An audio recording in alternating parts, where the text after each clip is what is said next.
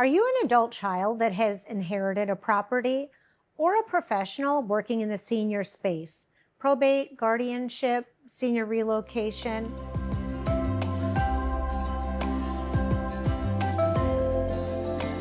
I'm Ellen Mitchell, your heels on the ground in the Miami-Fort Lauderdale area. And on this channel, we talk about everything: probate, guardianship, senior relocation, and today we're going to be talking about the senior space and how that works. I'm going to be speaking with my colleague and son, Kevin Bethel. I have been working in the senior space for ever, and Kevin works with me, so he's been working in the senior space since he joined me 3 years ago this month. Happy anniversary. Ooh. 3 years. Wow. Kevin, in the senior space, I know designations are important because designations equals education. I have my certified probate real estate specialist designation that I've had for over a decade. And a couple of years ago, you received your designation. Can you just say a word or two about that? Yeah, I went to a class to get my certified probate specialist certification. And, they taught us all about the different types of probates, the process of probate, which I had already been through probably 10 plus probate cases and files at that point. So I already knew a good amount about it, but it was good to get, like formal education on it and really get to learn from someone who had been doing it. I think the guy said he'd been doing it for almost 40 years. And in the class they had asked, has anyone ever closed a probate property? And I was the only one in class that had raised their hand, so it was pretty funny. That's great. And it is important. Even when you think you know a lot, there's always something that can be learned. And so what are the top 3 tips that you would give somebody who came into a probate situation? And probate is a catch-all phrase.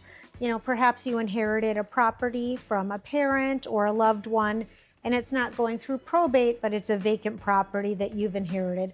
What would be your top 3 tips? I would say definitely change the locks, because you never know who has a key to your parent, grandparent, aunt, uncle, brother, sister's house. Make sure that the monthly maintenance is being paid if it's in a condo or an association.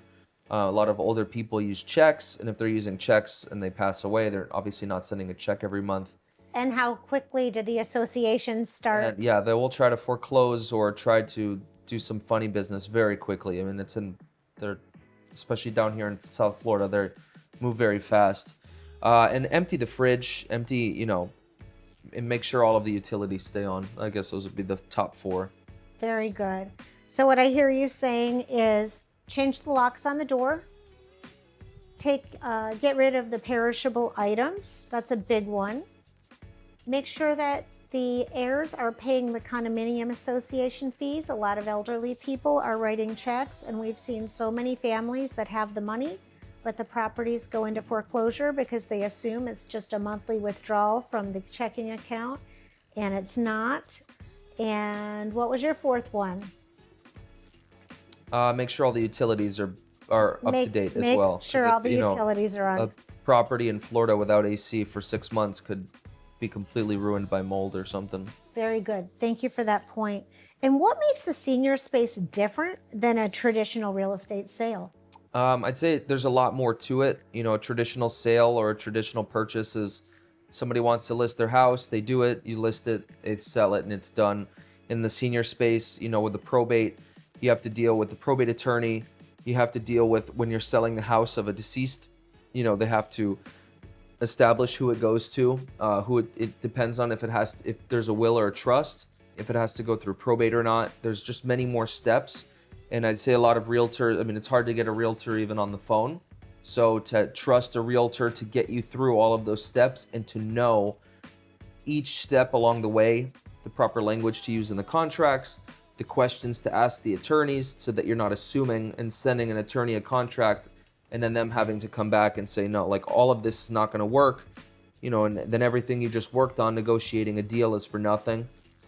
So just being knowledgeable and then putting that knowledge into practice is the most important thing in this space. Because in the end, our clients trust us with not only the sale of their house, but the disbursement of inheritance of their parents, grandparents, brother, sister, and it's a very big deal. I agree. The other thing that I think is the disbursement of the personal property. Right. So we go into the home, typically the family members will come in and they'll take anything that's of value to them, sentimental value or financial value. And then after that, you may have a condominium full of furniture and items that don't really have a financial value, but they need to be dispersed. So we work with a nonprofit, a 501c3, and we can get a lot of those items donated. That way they don't go into the landfill.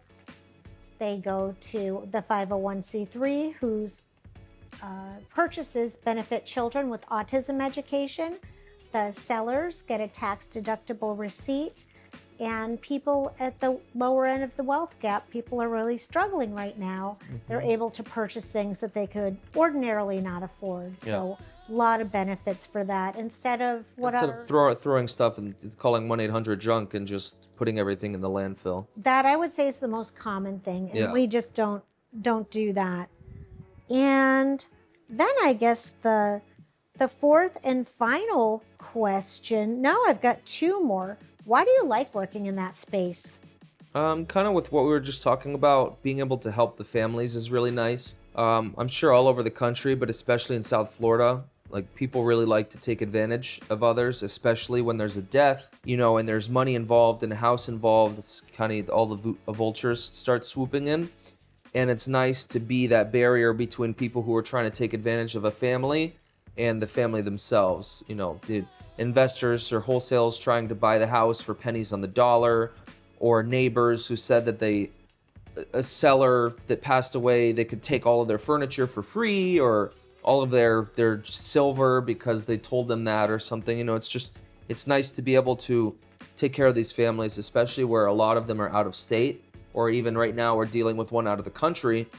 They have no one here to trust. So to be able to make sure that we're here on the ground taking care of them is I think why I like it the most. Me too. And then finally, how do you create relationships in that space? I mean, I'm imagining you don't just go knock on doors looking for old people. So how do you create relationships in that space? I mean, our biggest referral partners and ways that we get business is through the attorneys themselves. We're always meeting with attorneys. We're always asking other realtors or other attorneys that are either probate or probate related or not for introductions to other probate attorneys, because what we do is so niche. Usually when we meet with a probate attorney or someone in the senior space, they find what we do is interesting, because anyone can sell a house, but not everybody is equipped to handle probate like we are. So I'd say that kind of helps us to stand out. So just networking, showing how good we can be in a transaction and earning that trust, I think has gotten us pretty far. I agree. It's good having this conversation with you. It's fun for me seeing it from your perspective, because I have my perspective, and a lot of times you say things that may not have occurred to me. So I really appreciate that. And thank you. I am Ellen Mitchell.